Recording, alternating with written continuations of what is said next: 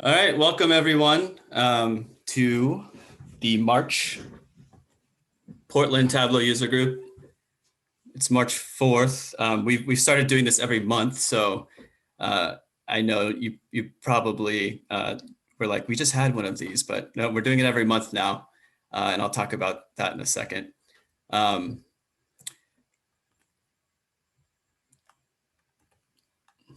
agenda is similar to the last few we've done since we've been virtual. We try to keep these to an hour, so it'll go pretty quick. I have a couple introductions and updates. We'll do our community. Ryan, I'm not seeing the screen. Oh, No. you're not? Mm-mm. Well, that's because I'm not sharing my screen. That would help. That'll do it. Can you now see my screen? Classic failure.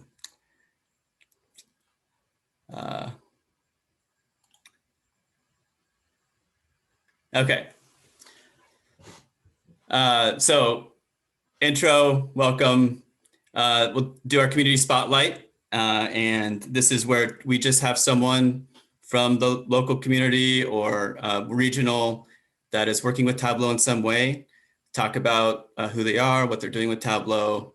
And this can be anything from a total beginner user to an advanced user, and anything kind of goes here. So we have Powers here from Benchmade for that. And then Danny at 1:30 will talk about Tableau Prep. This is a conversation that's long overdue for us. I don't think we've actually talked about Tableau Prep Builder yet. And it's been out for a couple of years now. So there's lots of advancements since Tableau Prep Builder has come out. So, Daniel will give us a rundown of generally how, what you would do with Tableau Prep, but also maybe some things that are recent or updates.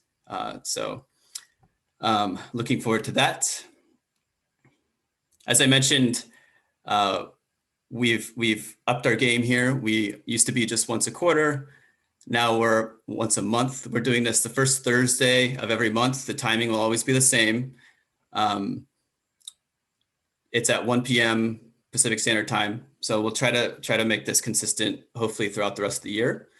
The reason I was able to scale this up is that I am flanked by a group of passionate Tableau users and co-leaders for this Portland Tug. And everybody has agreed to plan their own tug. And so Danny was the first person to volunteer for this. So thank you, Danny. And so today's event was all Danny. So looking forward to that. Yeah. Because we've scaled it up a little bit, we're probably in more need for content than we ever have been. So if you have things that you want to talk about, this could be just part of the community spotlight session, which there's not a lot of requirements there, 10 minutes of talking about yourself, or it could be something as big as the 30-minute slot where you're talking about maybe you're breaking down a dashboard you've made, or an interesting problem that you're working on, that your company's working on, or anything data related. It doesn't even necessarily have to be Tableau related. So if you go to our PDX Tug page, if you scroll down, there's presenter sign up, and you can sign up through there.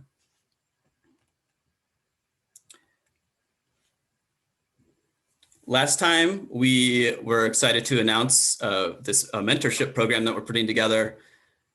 The idea behind this is, in this pandemic era, there's a lot we're missing out on, obviously.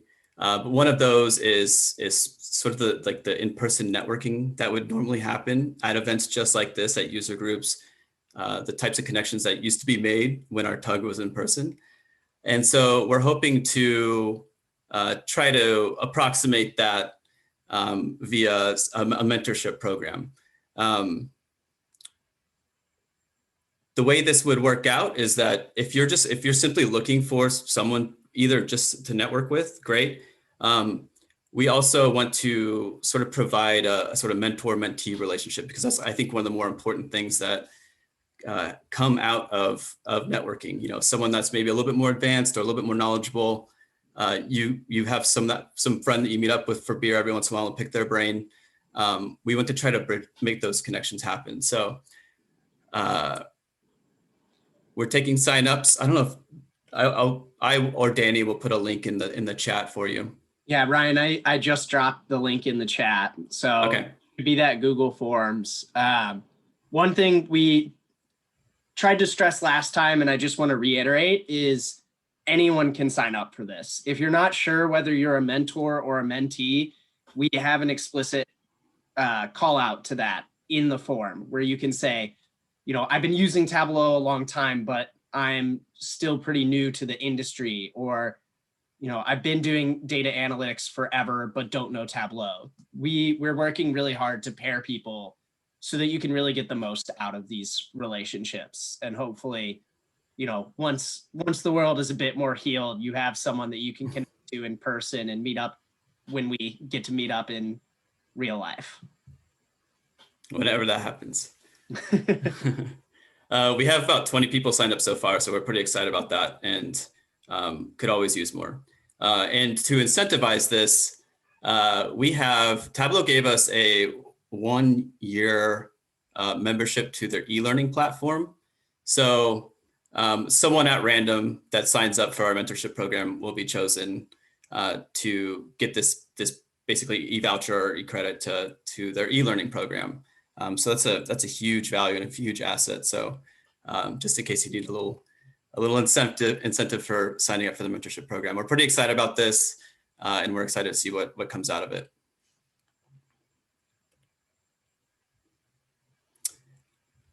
So we have our community spotlight up next. We're joined by Schurrer from Benchmade, which is a local Portland company. The prompt intro I have for you, Powers, is I'm not seeing it right now. I had it up earlier. I'm very excited to see it's the next slide. It says you're Midwest native from South Dakota. Yep. Or Midwest refugee, as I like to call them. I'm also one of these from Kansas. Live in Southeast Portland. You love rock climbing, sour cream, knives, biking, cooking, Portland, and you love your roommates. So, all very true. You'll have to explain some of those. Oh yes, Kendra also is a big fan of sour cream, so I don't think I need any explanation on that. I really appreciated the Portland Airport floor providing the color scheme for what you guys have going on for the user group. Very cool. I'm glad you noticed that. Yeah, our logo is an amalgamation of Tableau and the PDX Airport carpet. Yep. Yeah, very cool. So yeah, hi everyone. Like Ryan said, my name is Powers. I'm a friend of Danny, and Benchmade's a client of Interworks. So that is how I'm here with you guys today. So just like a little bit of background on my experience with Tableau, I would be definitely in the beginner and novice category as far as my experience goes. A lot of what I wanted to talk with everyone about here today is less on the Tableau side of things and more on like the data governance, what Benchmade is trying to do as we're in a project right now to kind of change our data culture, our reporting culture, some of the steps that we're going through, some of the strategies that we're trying to implement, and then maybe talk about some of the struggles with implementation that we've had, so that you guys, if anyone's kind of in that early stage, or if you're trying to do an implementation, you can just hear what it's like from another company that's trying to do the same thing. So either you can just share in some of the woes that we are having over here at Benchmade, and eventually hopefully we can share in some of the wins as we go further. So Benchmade, we're down in Oregon City. We're a knife manufacturer, mostly folding knives, pocket knives that you carry in your pocket for everyday carry. We do a lot of hunting and tactical knives for the military, law enforcement. We have a custom knife shop on our website, kind of similar to Nike ID for shoes. For our knives, we recently started coming out with a few steak knives and kitchen knives sort of things. Yeah, we're down here in Oregon City, just right outside of of Portland. We make all of our products right here in-house, so heavy manufacturing. You can see in my background, there's a bunch of, those are actually like little pivots that go in each one of our folding knives. But we are heavy manufacturing here, a lot of engineers. And that relates to data, we have a ton of machine data, a lot of very detailed machine data that we are trying to figure out how to report on better. A lot of our reporting structure right now is super transactional as far as like metrics and tracking goes. So a lot of the trends that we do are kind of base level. I am in the controller role, so I'm in the accounting and finance department. So my role within the data governance project is as a project manager.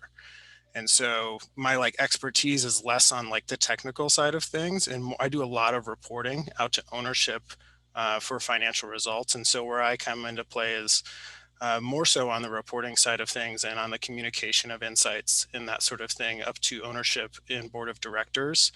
One of the things that has triggered us to try to make this cultural shift is just like complaints that we had with the current reporting environment that we have had and that we had in the past. And I'm just going to go through some of those and then talk about our strategies that we are trying to do to mitigate some of that. Ryan, if you want to give me like maybe like a 5-minute warning to when my time's up. There's a lot of stuff that I could talk about, so I can keep going for a while. But I also want to, if there's time for questions or something like that, we can do that. So some of the main things, some of the few key things that are kind of triggering us to like change our reporting environment. One thing that we hear all the time from the business is a lack of a single source of truth. So our reporting structure right now is super disparate. People don't like the reporting that we have for the most part.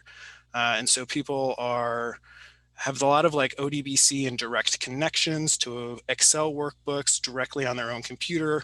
One department might have one refreshable spreadsheet that they use on a monthly basis. Another department has a slightly similar thing that is supposed to tell them the same information, but it might be written, the connection might be written slightly differently or something like that.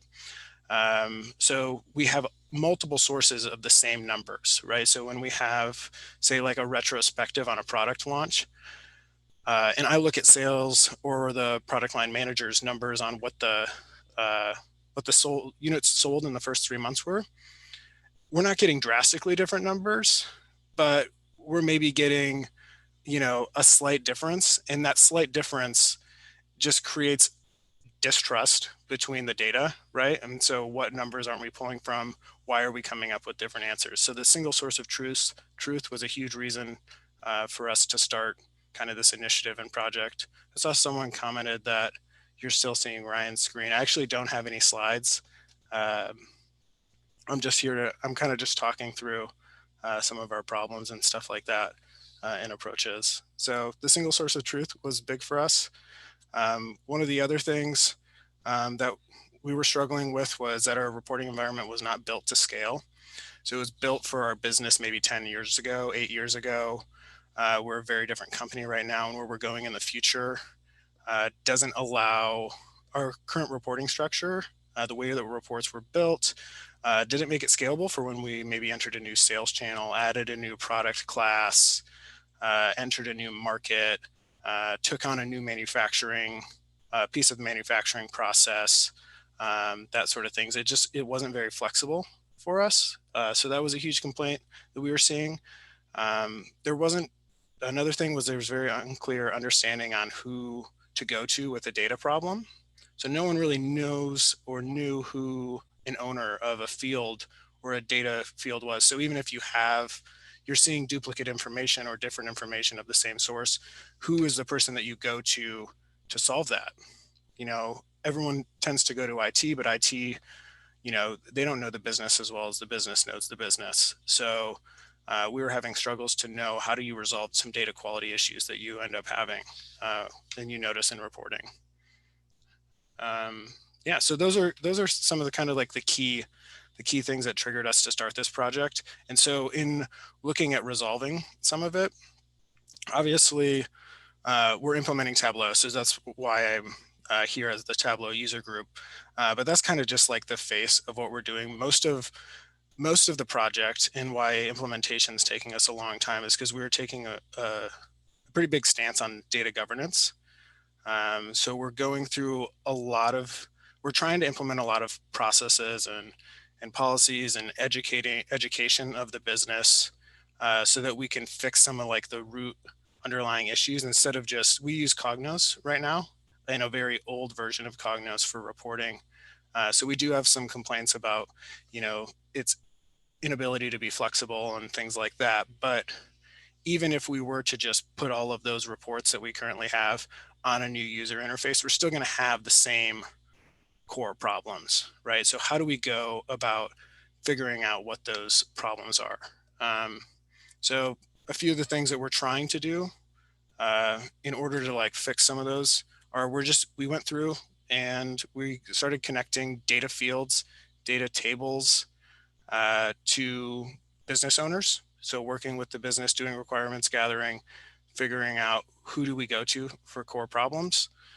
A couple of the other things that we have done, we tried to look at some of our systems and create common structure for security purposes so that IT has the ability to approach, our SharePoint and our Tableau security and permission structures the same. So it makes things scalable and easy to maintain moving forward. We created a data governance committee. And so this is, one person from kind of each of the core areas of the business. They can be gone to if you have a question, if you have like competing thoughts on maybe how a calculation should be done in a report or competing priorities on development from a reporting perspective or a data perspective. Those 4 or 5 people are there to help out with the priorities for the business so that we're all on the same page as far as data and reporting go.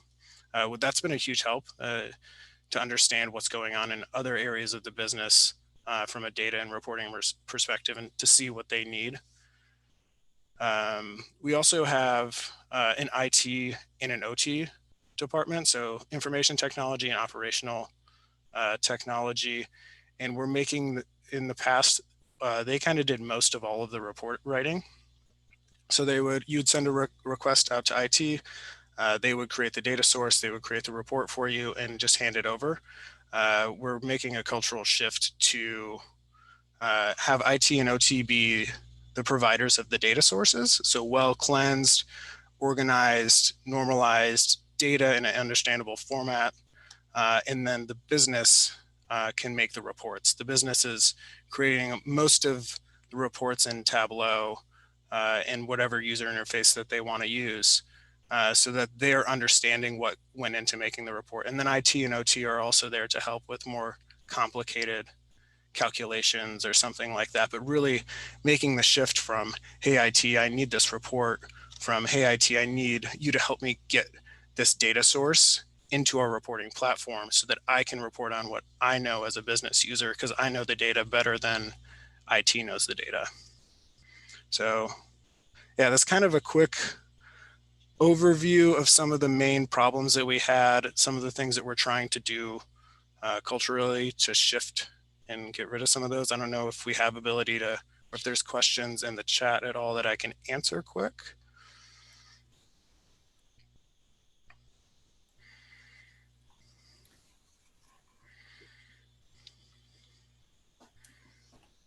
Oh, how large is our data visualization team? I just popped one up right there. So like I said, we're trying to we don't have a core data visualization team. So our approach, actually, I just got right before this, over the noon hour, I had a data analyst interview for someone that we're hiring. So we are hiring and trying to create competencies in the individual business units. So instead of hiring a data analyst within Tableau to do, or within like IT or OT to do reporting, we are hiring that data analyst within our sales and marketing department.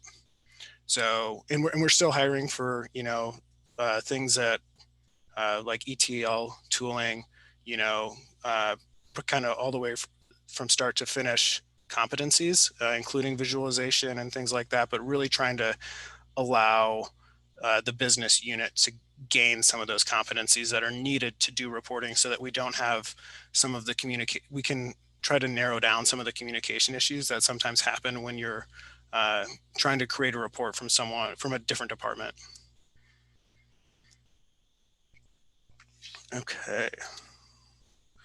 Did you need executive support for that shift from IT and OT? If yes, how did you get that support? Yeah, definitely. That's probably one of the biggest struggles that we're going through right now for our cultural shift, because there's a lot of learning for the rest of the business to do, right? So we have some people who definitely want that transition to happen. They're hungry for data sources and they want to do the reporting themselves. And we have other people who like the way that it's currently set up. And so really how we got support on making that cultural shift was just doing a lot of research, looking online, talking with people who have done this before, companies who have a good data culture. And then just sitting down and having discussions with executive sponsors. We have a project management office that oversees big strategic projects like this. And so they make sure that we have representatives from all over the business. We formed that data governance committee to make sure that someone from product technology, from finance, from IT, from operations, from marketing, we're all in agreement on where we need to go. And then we can try to figure out how to get there. And our leadership is trusting us to make the right decisions. So. Powers, there's also a question in the QA of how do your users feel about switching from Cognos to Tableau? They're pretty different. Yeah, they're very excited about it. When we did our, back in the summer, we analyzed a bunch of different reporting tools. I can't even remember the name of them, but there's maybe like 8 of them, kind of narrowed it down to Dundas, Domo, and Tableau, and did basically like a demo of the final 3 to the whole business. So an hour-long demo of each with like maybe 40 people on, where I kind of we let the salespeople do their thing for maybe like 15 minutes. And then me or someone on my implementation team would say, hey, okay, and in 1 month with this software, this is what we learned how to do. This is how we learned how to interact with it. Real life, this is what it looks like, not some like super shiny sales pitchy thing. And part of that, we sent out a survey afterwards to say like, hey, would this software meet your requirements? Is there anything that you didn't see? And it's just like very simple, like maybe 3 questions on each of the softwares. And then at the end, there was one for Cognos to give comments on that. And we got a lot of complaints about Cognos, but I still think, when we were doing investigations on different reporting tools, Cognos actually got pretty good results as far as user surveys and stuff go. I think our version is quite old, and I think our underlying data is the core issue, right? And so it's continuously telling the business, hey, it's not really Cognos that's the problem. It's how we're structuring our data and how we're approaching data quality that is kind of the issue that we're currently having. And yes, we think Tableau will be better, but data management feature within Tableau was a huge selling point for us in order to kind of like continue on this path for data governance to allow users to understand where data is coming from. Well, we should probably cut it off there, Powers. Thank you so much. You have a lot of things happening at your organization right now. You're working on scaling up analytics. You're working on self-service, working on data governance. So there's a lot of moving pieces, and I thought you articulated all of that pretty concisely. So it's interesting to see what's going on. And welcome to the Tableau community since you're new. Thank you.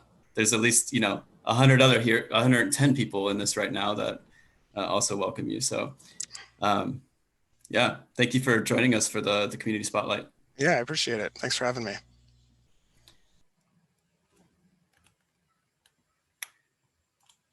So next, there was another slide in there. But next we have, actually, I'm gonna hand this over to Danny. But yeah, next we have Danny. He's going to be going over Tableau Prep. Danny is a colleague of mine, but he's also a Tableau Prep whiz. So he's a great person to be talking to us about Tableau Prep Builder. So it's all yours, Danny. Awesome. Thanks, Ryan. Yeah, we're about to try to fit kind of a lot in a short amount of time, but we haven't talked much about Tableau Prep, and it is an awesome tool. So I wanted to do some highlighting and kind of cover the whole spectrum from those people who are just getting started out with Tableau Prep to all the way up to like some of the most advanced cutting edge things you can do. So we're just going to talk through a few things. We're going to look at basically just a very foundational, fundamental prep workflow and show some of the kind of introductory steps you can do. Then we'll talk a little bit about outputting the data. We'll talk about joins and aggregations. And that section ties very closely into this intermediate session, where we're going to talk a little bit about Tableau's new data models, Noodles, as they like to call it. And we'll talk how that affects your decision-making in Tableau Prep. And then finally, we're going to talk about some more advanced things, such as scheduling your Tableau Prep workflow, and kind of discuss the do's and don'ts of that. And as always, please ask any questions you have. We love making this as interactive as possible. Having questions makes it feel just a little bit more like real life. So anything we can do to get closer to that, very appreciated. For this example, I'm only going to be looking at one data set, and it's one internal to our work. I took over a project where we're all huge data people at Interworks, and we love music as well. So I did an analysis of our Spotify Wrapped data.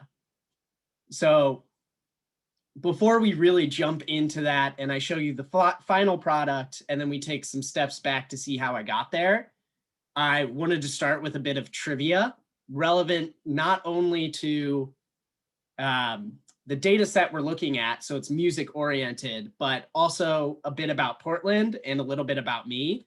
So I'm originally from Indiana, which, as everyone knows, is home to one of the greatest sitcoms of all time, Parks and Recreation. So I came up with this trivia question. What Portland artists headlined the Pawnee Eagleton Unity concert in NBC's Parks and Recreation? So let's see what answers we might have in the chat. That was very close. There were Wow. two. Oh, if only Mousetrap was local to Portland, I would go to every show. So Morgan and Chris answered that basically at the same time. Danny and I had a talk. Morgan's my girlfriend, actually. So, and I was like, Danny showed me this in advance, and I was like, I guarantee you Morgan's going to get this. I didn't tell her. I didn't say anything, but she got it first. Well, we'll give it to both Morgan and Chris and Mary. I guess they were all at the same time. Morgan, do you want to? You should type in there how many times you've seen the Decemberists. 23. Illusion. That's a super fan. Yeah. Oh, awesome. I was kind of, it felt kind of like an obscure question. So I'm glad that we found the answer.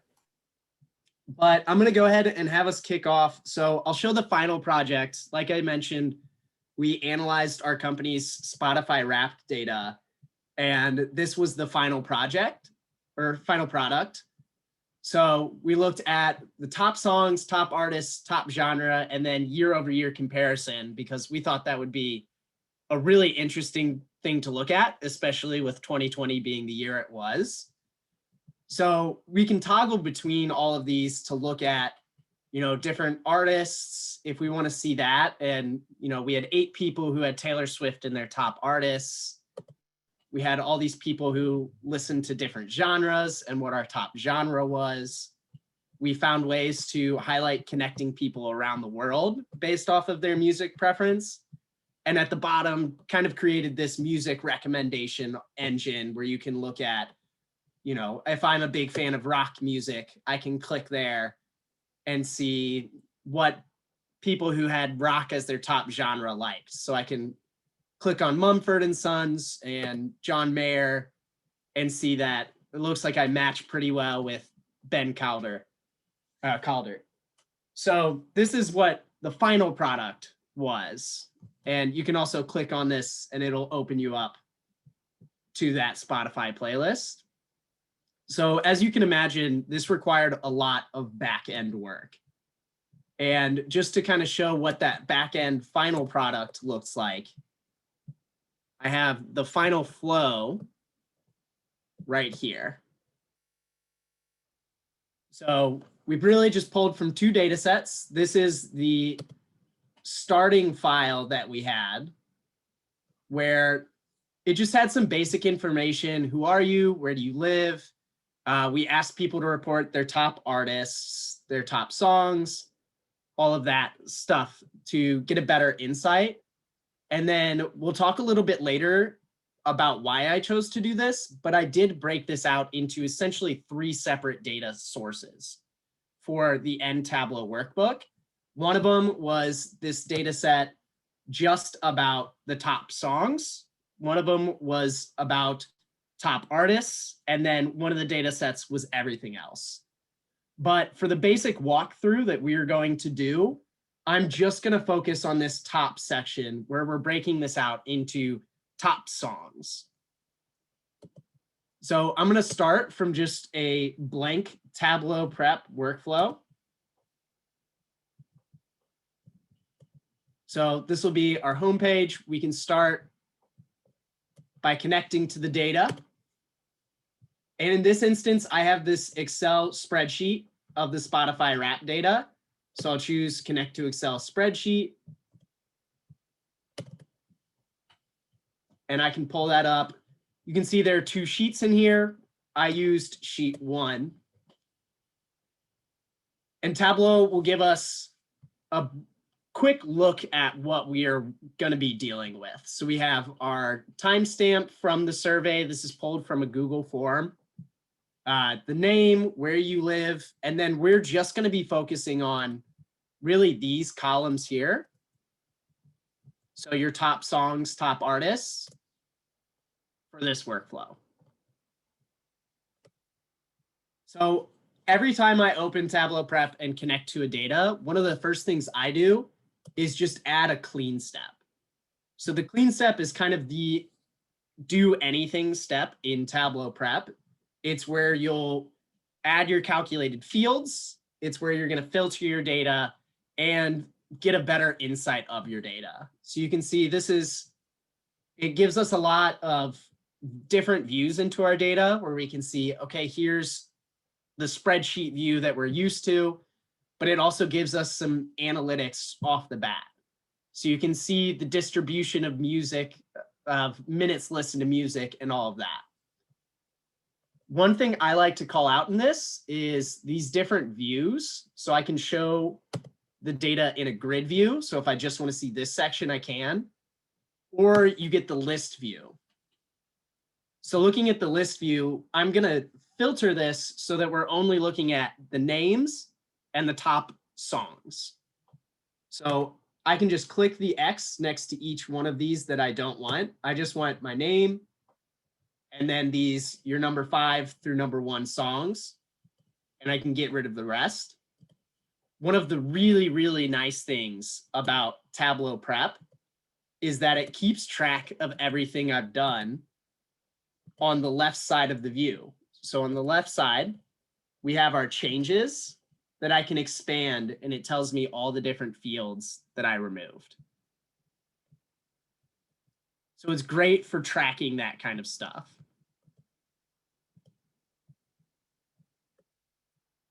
So now I have this very simple data set that just is the name and the top 5 artists. And the reason that I don't want to have one column for each of these is because it's going to make that final product where we're looking at how many people had, you know, Taylor Swift in their top artists, one person might have Taylor as their number 1, one person might have Taylor as their number 3, or something like that.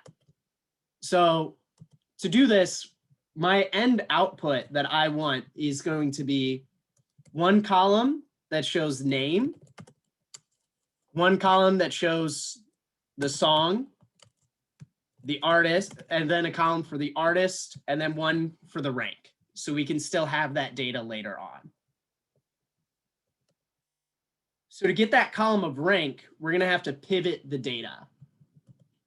So I'm going to go ahead and you can see all of our different options. We're really just going to focus on the pivot and the output. Aggregate is to wrap up your data. Join is to combine. Union is to essentially stack them on top of each other. But I'm just going to pivot it. And you'll notice the default is going to be columns to rows. You can always switch this to rows to columns. But all I need to do is take all of my top songs, and I'm holding Control and clicking on these, and I'll drag them all into this pivoted fields.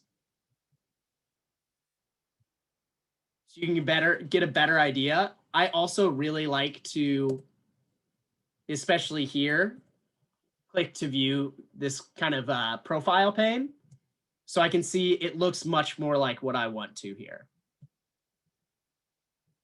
Let me check the chat and see. So Stephanie asks, is there a difference in removing the fields in the clean step or in the input step? There's not a huge difference, but I like to start out with this clean step and remove it here, just so I get this list much more clear and apparent of what I've removed. And if I find something that I don't actually want to remove in here, I can delete that step. But And then go ahead, Ryan. there was another question in the Q&A, but I think we should save that towards the end. Okay. Yeah. I didn't mean to interrupt your explanation though. No worries. So yeah, then the last 2 steps we're going to do is rename. So right now it's just your number 1 song and artist. We want this field to actually be called rank. So I'll just double click here and we'll make it rank. And once again, this is all being saved in the changes section. I can always go back and add another clean step, but just for time's sake, trying to keep this as put together as possible. So I'm just going to change these. You can double click on any of the data points. So I can just change this to rank 1. And this is technically considered a grouping step when you do this. But really, it's just renaming the fields. So you can see now we have 1. We could probably also do this with a calculated field if we wanted, but just to keep it kind of short and easy, I'm double clicking since we only have 5.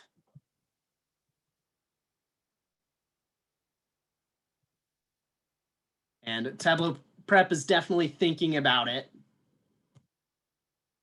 but I promise it'll work out there. And then the last 2 steps are going to be this. Right now, our song and artist is in 1 column. We want to split that into 2.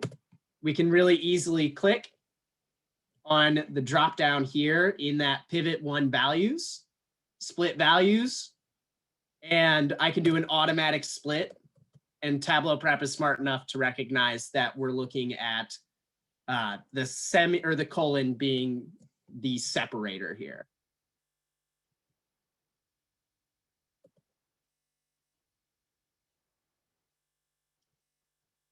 So I'll add another clean step just to make sure that that's working out.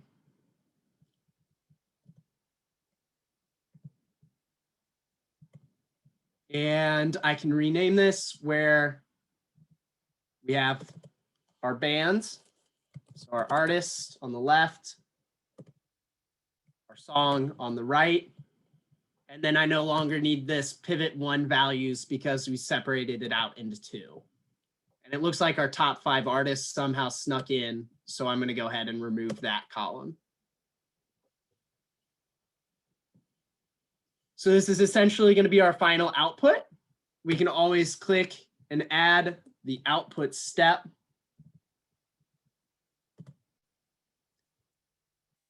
And we can either post this directly to Tableau server. That's going to be one of our options. I can drop down here, publish data source, and you can also publish a database table. You can choose what to call it, where to save it. You have the 2 options of as a hyper or as a CSV. And you can choose what happens when you choose to refresh. But now that we have it done, we can just hit run and it'll go through and clean everything up for us.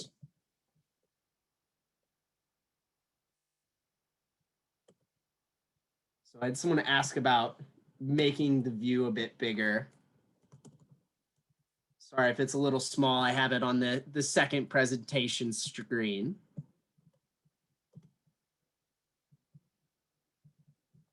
So we'll see if this can help at all. It might not let me while the session is open.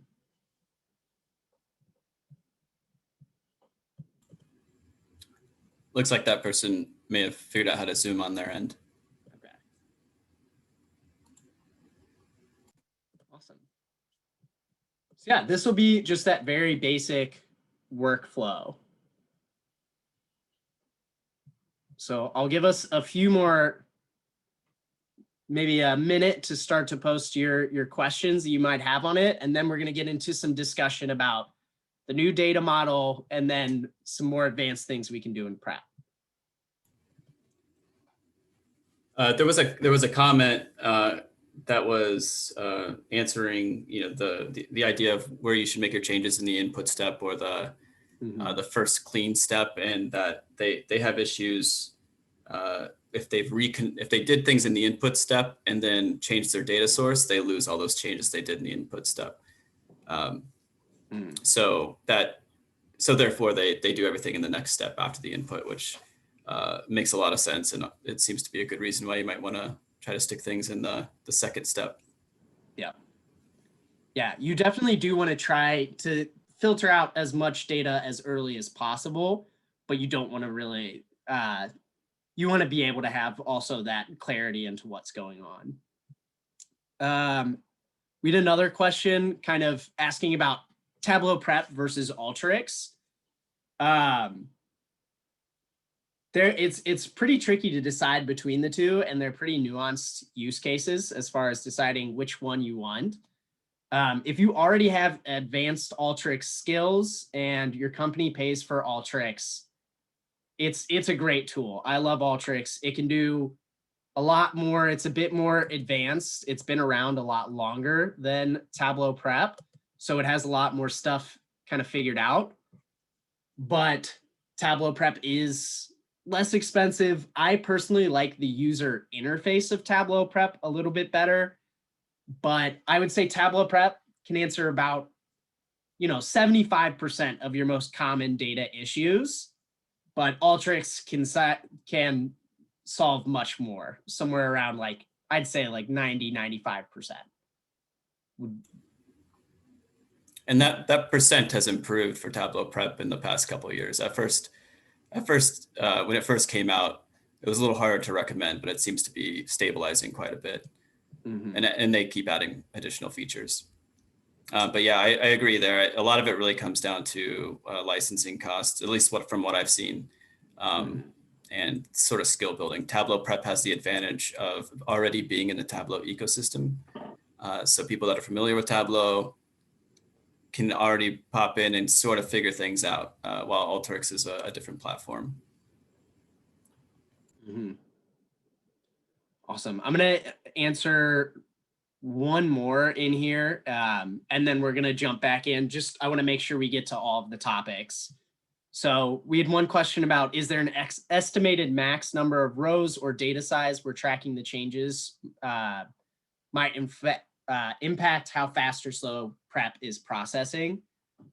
I would tie that back to the even larger question of when you should be using prep. If you have a huge data set, we're talking upper millions or billions, Tableau Prep is probably not going to be your best solution in those scenarios. I think where Tableau Prep really shines is putting the power of data manipulation in the hands of an analyst in an easy way. So if you could make it so you filter down to maybe just the previous day or aggregate your data as early as you can, that's going to be what's best. I know that the capabilities of prep are exponentially increasing with each release. So that data size is pretty flexible, but it hits a point where, you know, where should you rely on data transformation in your entire workflow of data? So the next thing I wanted to talk about is why in this workflow that I had for my Spotify Wrapped, why I chose to separate these out into 3 separate data sources. And that has a lot to do with the new Tableau model of Noodles. So Noodles are kind of a solution for connecting, and looks like it sent me to the wrong data source that I wanted in here. Noodles help prevent us requiring blends. And for anyone who's had to work with blends in Tableau, you know they're not the most fun thing to deal with. Essentially, it has to do with you're joining different data tables together that have different levels of aggregation. So one of these tables has all of the general information for the end user. And then there's one row for each user that says where they're from, how many minutes of music they listen to. And then the other 2 have 5 rows for each user. And that's going to be their top 5 artists and their top 5 songs. So if we just join these in Tableau Prep, what's going to happen is the number of minutes listened is going to be multiplied by 5, which we don't want. But if we aggregate up that data, we're going to lose the more granular information. So the reason I chose to do the Noodles instead of in Prep, choosing to aggregate using the aggregate step, is so that I had the flexibility to switch back and forth between these more granular data levels and the more high level overview data.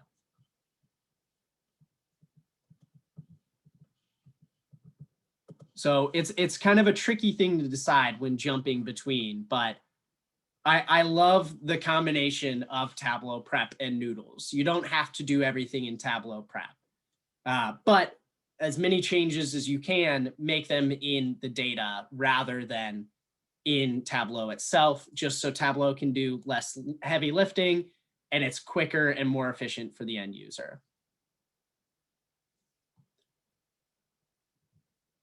So it looks like James said, I found that the online version handles larger data sets more easily than desktop version. That's really interesting. They did just recently introduce Tableau Prep in the browser, which I think is a really cool step for Tableau. I also imagine they're just publishing flows onto server. You're utilizing server resources, which can be often more beefy than what you're using on your desktop. Yeah. Which does tie us into the last thing, which is kind of our more advanced topic and looking into scheduling Tableau Prep workflows. So Tableau Prep has the Tableau Prep conductor, which is awesome, super efficient, very helpful. If you have analysts that are running these flows consistently. But there is a cool feature in Tableau Prep where you can actually run it from the command line. And that allows you to schedule your workflows. But I would like to place the biggest asterisk next to this possible. It is a really tricky process, especially if you're not used to working with JSON files and batch files and scheduler in on your desktop. So you can make these flows run. I actually have written an article really walking through in depth how you can automate your Tableau Prep workflows. And just super high level, how you go through that is you create a JSON file, you create a batch file. The JSON file outlines all the ways to connect to your data source as well as to Tableau server to publish these. And then the batch file is just that actual kind of process that you save. You combine these two to run the file in scheduler. So Task Scheduler is an awesome application. You can go in here, create a basic task. Once you've created the basic task, you can, Tableau Prep, automation, go through, schedule it daily, weekly, monthly, choose how often it occurs, start a program, and that's where you'll point your batch file to. So the main takeaways I would say when you're thinking about doing this hacky scheduler through batch files and command line, first thing I would recommend to think is why would you be so mean to yourself? But in reality, it can be really helpful if you just have a one-off workflow. That's the only thing you need. It might make sense to do that. If you do that, here are some of the tricks that I've come across that help. This is definitely the biggest one. In that batch file, add a -d at the end of it. That's the command line prompt for debug, and it'll return some more information for you about why that might not be failing if it's not working. This method doesn't work for single sign-on authentication, and it doesn't work for cloud connectors. So I like pointing out this as a possibility. I think it can help a lot of people, but in the end, if you can, use Conductor. It saves you a lot of trouble, saves a lot of lost hair pulling out, and is going to be a much more pleasant experience. For the record, this is a hack that I had tried to do a long time ago in Alteryx, and they have figured out a way to block it. So I wasn't able to actually do that there. So it's cool that you can still do this with Tableau Prep. Mm-hmm. But yeah, I can look in the chat and see what questions we have. But there was a lot of good discussion just generally about Tableau Prep for Alteryx, areas where people run into issues with Tableau Prep, scaling up, running large data sets, system random errors that one might get. And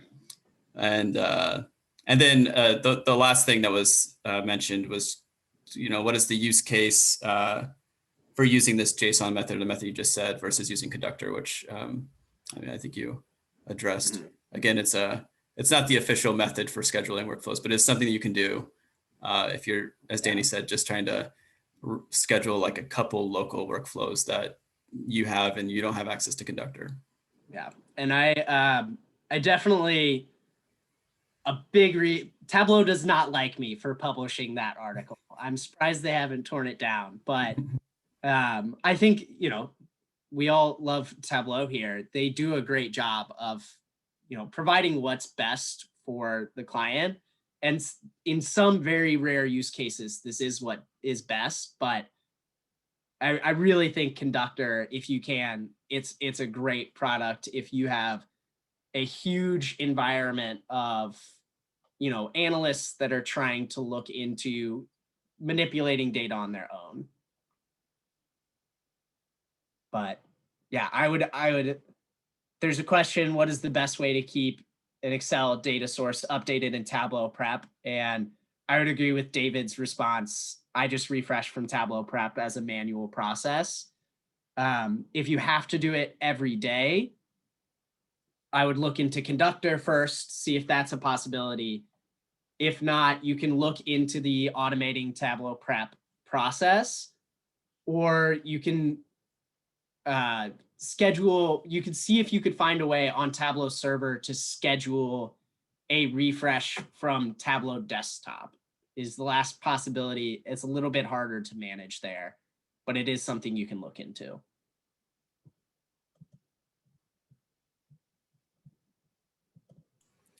There was a question about being able to successfully set up an incremental refresh based on dates.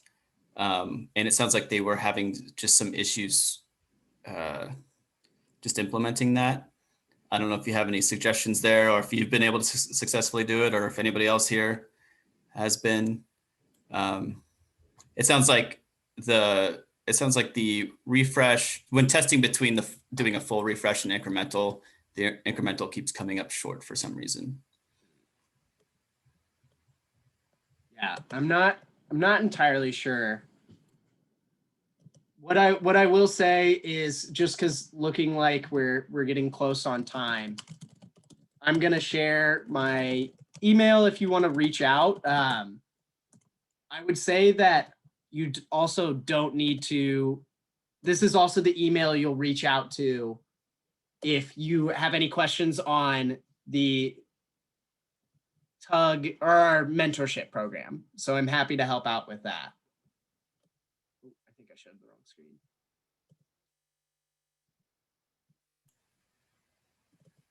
There we go. So here's my email. Feel free to ask me any questions, but that's all I got. Well, thank you, Danny. That was a good walkthrough. The Spotify dashboard that you made is amazing. I've gone to that now twice for some inspiration, so it's pretty good. I linked it also in the chat for everyone. Awesome. I had tons of help on it, so can't take every credit. Thank you everyone for joining us. We will be back next month at the first Thursday of the month at 1. Jonathan is leading that one, so you'll get to see more of him next time. And in general, we're excited to just be doing this on a more frequent cadence. So you'll get to look forward to seeing more of us. So thank you everyone for joining, and have a good March. Happy March.